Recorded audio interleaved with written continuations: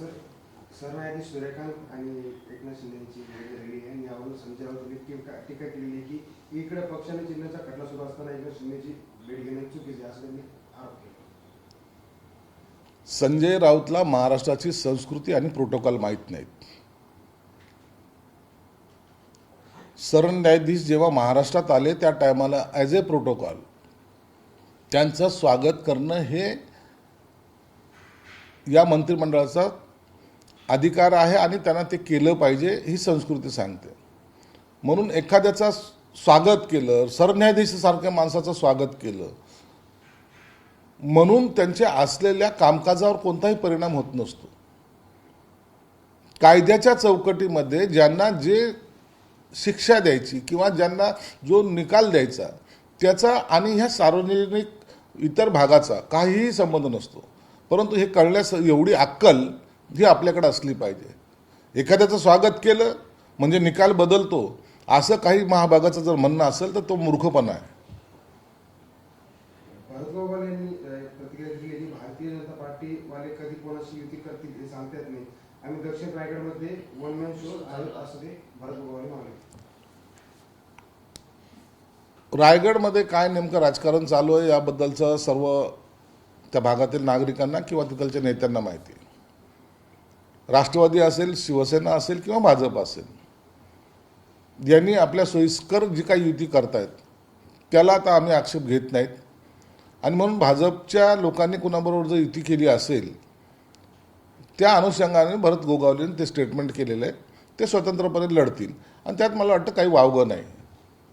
इम्तियाज जलील यांनी पुन्हा एकदा महाराष्ट्रात हिरवा रंग पसरवण्याच्या संदर्भात भाष्य केलं. काल मुंबई येथे त्यांनी हे वक्तव्य केलं की इम्तियाज जलील हा साप आहे. हे निजामाचे पूर्वज आहे. ते यांना इथून महाराष्ट्रात येऊन अशांतता कशी पसरेल हा त्यांचं लक्ष आहे. हा छत्रपती शिवरायांचा महाराष्ट्र आहे. या संत महंतांचा महाराष्ट्र आहे. समाजवादी चळवळीचा हा महाराष्ट्र आहे. पुरोगामी लोकांचा हा महाराष्ट्र आहे. आणि अशा महाराष्ट्राला तर एखाद्या रंगाने रंगून जो जातीचा रंग देण्याचा प्रयत्न करतोय हा अत्यंत घातक आहे. खरं तर याच्यावर कारवाई केली पाहिजे. जिने हा शब्द वापरला होता तिने माफीनामा दिला आहे आणि हा जाऊन तिथं तेल टाकतोय. म्हणून अशा लोकांना हे जे काही सापाची पिलावळ आहे ना यांना ठेचलं पाहिजे. काही वेळेला काही ठिकाणी नगरसेवक निवडून आले असतील, ठीक आहे, आनंद आहे. परंतु ताबडतोब भूमिका बदलून एक हिंदुस्थान पाकिस्तान करण्याची जी काही भाषा हे करायला लागलेले आहेत. तुम्हाला एवढी मस्ती असेल तर पाकिस्तानात जा. या ठिकाणी असलेल्या मुसलमान आणि हिंदूमध्ये द्वेष पसरू नका, नाहीतर त्याचे परिणाम तुम्हाला भोगावे लागतील. इथलचे सर्वसामान्य माणूस हा चांगला राहतोय, त्याला चांगलं राहू द्या. पण त्या सुद्धा म्हणतात की ती नोटीस त्या शहरसेवक ज्या नगरसेवक आहेत त्यांना देण्यात आलेली होती. त्यावरून त्यांनी असं म्हटलंय की तुम्ही जेव्हा भगवा म्हणताय त्यावेळेस तुमच्यावरती ऍक्शन का घेत नाही ठाण्यामध्ये. अरे भगवा हे संत महत्वाचं प्रतीक आहे. वेगळं प्रतीक त्याला मानलं जातं. हा छत्रपती शिवरायांचा भगवा आहे. हा कोणता जाती धर्माचा नाही आहे. तुम्ही ज्या पद्धतीने जातीवर बोलताय त्या पद्धतीने आम्ही कधी बोलत नाही आहेत.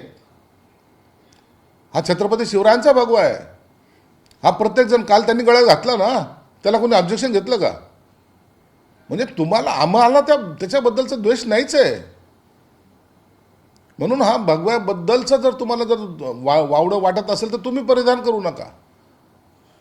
परंतु ही संस्कृती महाराष्ट्राची आहे आणि ती आम्ही सर्वजण जपणार आहे. म्हणून एकनाथ शिंदे साहेबांनी जर भगव्यावर काही बोललं असेल तर तो पक्ष पातळीवर बोललेला विचार नाही आहे. धाराशिवमध्ये शिंदेच्या शिवसेनेच्या उमेदवारांना भाजपकडून एबी फॉर्म वाटप करण्यात आल्याची एक ऑडिओ क्लिप सध्या व्हायरल होत आहे. त्यामध्ये शिवसैनिक राजन साळवे यांना जाब विचारतायत की आता स्वतःला शिवसैनिक म्हणून घेण्याची लाज वाटत. त्यामुळे त्यांनी सुद्धा दुजोरा दिलेला आहे की मला काही ठिकाणी भाजपच्या स्थानिक नेत्यांनी हे घाणेरडं राजकारण करण्याचा निश्चित प्रयत्न केलेला आहे आणि त्याचा परिणाम महायुतीवर सुद्धा होतोय. हे त्यांनी समजून घेतलं पाहिजे. अशा पद्धतीने पक्षाच्या अंतर्गतच फुटाफूट करणे किंवा एबी फॉर्म देणे हे चुकीचं आहे. त्यामुळं जर शिवसैनिक वैतागत असेल तर त्याचे परिणाम हे चांगले नसतात. म्हणून याची काळजी प्रत्येकाने घेतली पाहिजे. आम्ही सुद्धा झालेल्या प्रकारची चौकशी करू आणि निश्चितच जर ह्या गंभीर प्रकारांची देवेंद्र फडणवीस साहेबांच्या कानावर याची माहिती सुद्धा देऊ. पण ते कार्यकर्ते असं म्हणतात की राणा पाटील यांचा जो मुलगा आहे मल्हार पाटील तो स्वतः फॉर्म आणून देतो त्या ऑडिओ क्लिपमध्ये स्वतः. तर तू स्वतः आणून देतो हे सगळं ऑडिओ क्लिप जी आलेली आहे याची दखल आम्ही घेतलेली आहे. निश्चित देवेंद्र फडणवीस साहेबांच्या कानावर ही सगळी माहिती दिली जाईल. रवींद्र चव्हाणांना धडा शिकवण्यासाठीच मनसेचा कल्याण डोंबिवलीमध्ये शिंदेच्या शिवसेनेला पाठिंबा, यात विकासाचा मुद्दा येतो कुठे, असा रोखठोक सामनामध्ये राजू पाटलांनी केला. हे बघा, रवींद्र चव्हाणाला धडा शिकवणे किंवा तिथलचं असलेलं राजकारण करणे हा भाग त्यांचा असू शकतो, परंतु शिंदे साहेबाची भूमिका दरवेळेला विकासाच्या दृष्टिकोनातून राहिलेली आहे. दरवेळेला त्यांनी हे वाक्य वारंवार वापरलेलं आहे, आम्ही टीका करत नाही, आम्ही कामातून उत्तर देतो आणि चांगलं काम करणाऱ्याच्या मागे जनता असते. म्हणून मनसेने जो काही पाठिंबा दिला आहे तो आम्हाला विकासाच्या जोरावर दिलेला पाठिंबा आहे असं आम्ही मानतो आणि निश्चित आम्ही त्याचं स्वागतही करतो.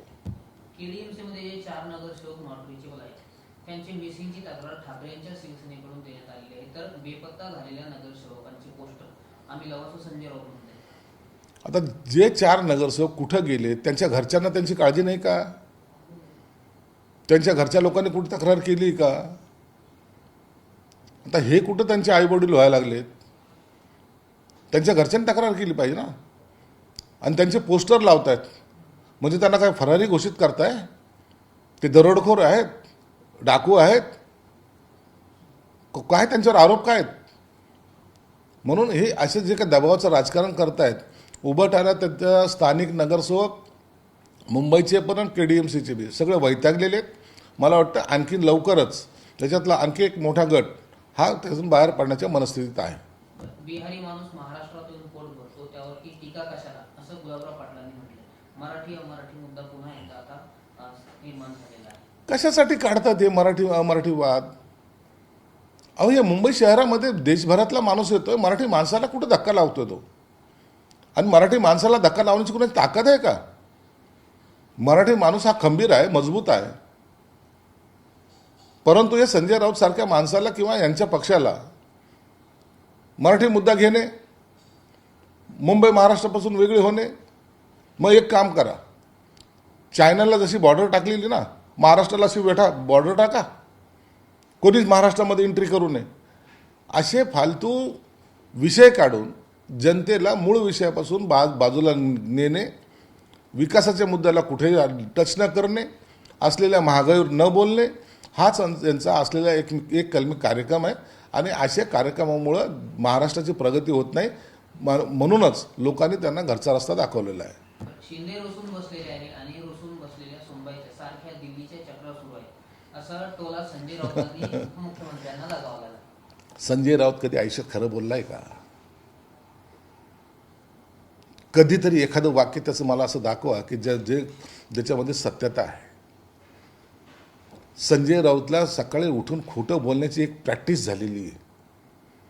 हा पाण्यावरचा बुडबुडा आहे, पटकन फुगतो आणि पटकन फुटतो. म्हणून संजय राऊतच्या या स्टेटमेंटकडे आम्ही गांभीर्याने पाहत नाही. नवीन महापौरांची निवड कधीपर्यंत शक्य आहे मुंबईच्या? सध्या गटनेता सुद्धा अजून निवडल्या नाही. ही सर्व प्रक्रिया आता 2-3 दिवसामध्ये चालू होईल.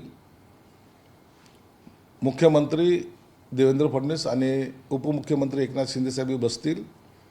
त्यामध्ये ह्या सर्व प्रकार भाजपचा गटनेता, शिवसेनेचा गटनेता व इतर सर्व बाबीवर ते सखोल चर्चा करतील आणि 2-3 दिवसामध्ये निर्णय घेतील. मुंबईमध्ये उपमहापौर स्थायी समितीचं अध्यक्षपद शिवसेनेला अपेक्षित आहे अशी सूत्रांची माहिती आहे. नाही, यावर चर्चा झाल्याशिवाय कोणताही निष्कर्ष काढणं योग्य नाही. ते दोन्ही वरिष्ठ नेते यावर चर्चा करतील आणि निर्णय घेतील. सर, इम्तियाजींनी एक वक्तव्य केलेलं आहे की लवकरच जे आहे तर महायुतीतून एकनाथ शिंदे साहेबांना बाहेर काढण्यात. आता हाही संजय राऊत झाला का इम्तियाज जलील? बेडकासारखं फुगू नकोस ना. कसला तुला अहंकार आलेला आहे? स्वतः पडलेले माणसाने इतरांवर भाष्य करणं किती योग्य आहे? खासदारकीला पडला, आमदारकीला पडला आणि आता राजकारणावर, स्टेट लेवलच्या राजकारणावर बोलायची हिंमत करतोय की नाही आता हे बाहेर पडतील का आतमध्ये पडतील. आम्ही कुठेही पडलो तरी तुला पाडूनच आम्ही उभं तुझ्या छातीवर नाचू, एवढं मात्र निश्चित आहे.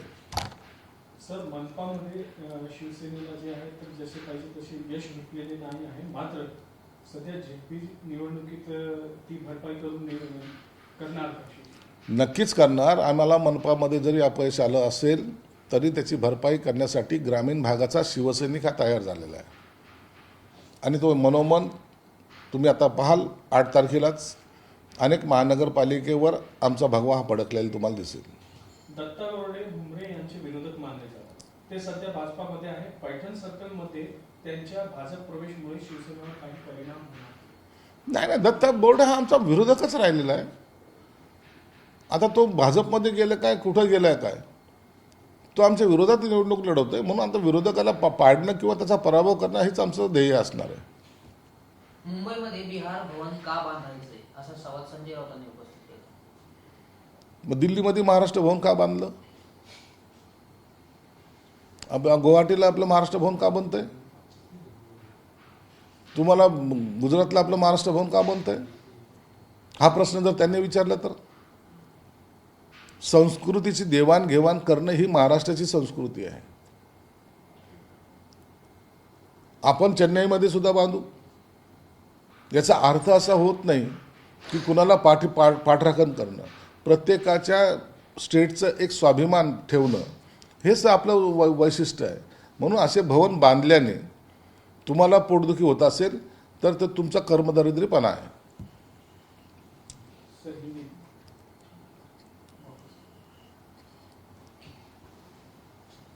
सर खड़गे साहब ने कहा है कि केंद्र सरकार राज्यपालों को जो है अपने हाथ की कठपुतली बना रही है. तो काफी सारे जो गैर बीजेपी जो राज्य सरकार है वो अच्छा भी काम करे तो केंद्र अपने राज्यपाल उसके ऊपर सिग्नेचर वगैरह नहीं करते बिलों पे. देखिए, कांग्रेस की राजनीति जो पहले थी, किसी को भी राज्यपाल बनाना, उस माध्यम से अपनी हुकूमत चलाना, ये अभी इस सरकार में नहीं होता. राज्यपाल को एक अपना एक अलग से अहदा रहता है. उसको एक अधिकार रहते हैं, उसका वो यूज़ कर सकता है. अगर राज्यपाल करता है तो उसको उसके ऊपर ब्लेम करना गलत बात है. ये कठपुतली वाला खेल नहीं है. पहले कांग्रेस के राज्य में राष्ट्रपति भी सिर्फ सिग्नेचर का हकदार था. ये पद्धत अभी नहीं चलती. लोकशाही में जो राज्यपाल नियुक्त की जाते हैं उसको पूरे अधिकार दिए जाते हैं और उस अधिकार का वो पालन करता है और उसका यूज़ भी करता है. तो उसके लिए वो कोई गैर नहीं है. संजय राउत ने गुलाबराव पाटिल पर कहा है कि ये नकली शिवसेना के लोग हैं. आज महाराष्ट्र और मराठी लोगों ने काफी मेहनत से मुंबई बनाई है. मराठी लोगों ने अपने पसीने से महाराष्ट्र को गाया. मराठी लोगों की ही मुंबई है.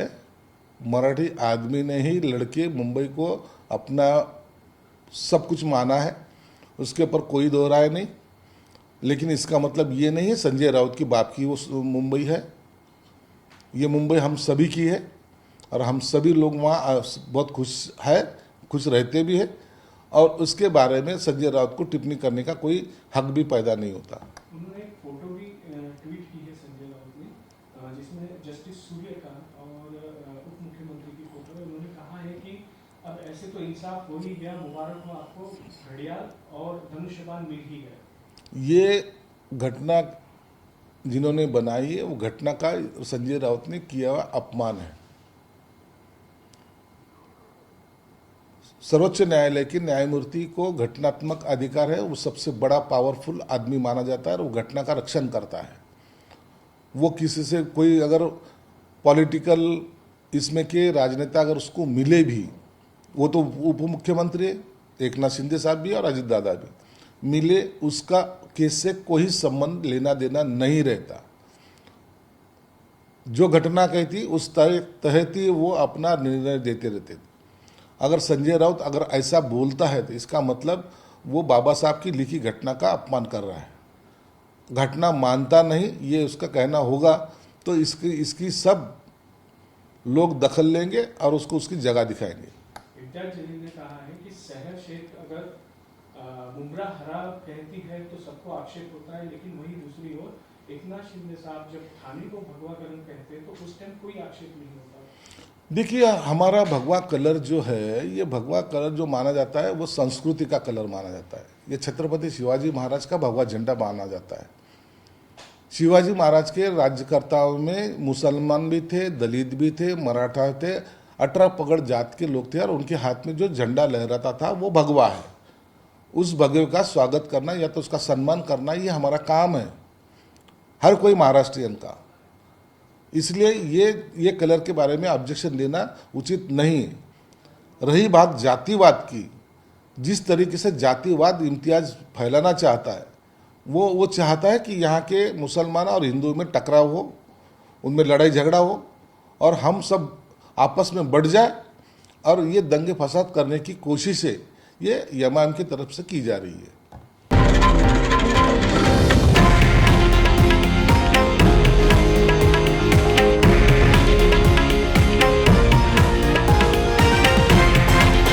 हे आहे देशातील नंबर 1 न्यूज नेटवर्क आणि आपण पाहत आहात TV9 मराठी, एकमेव।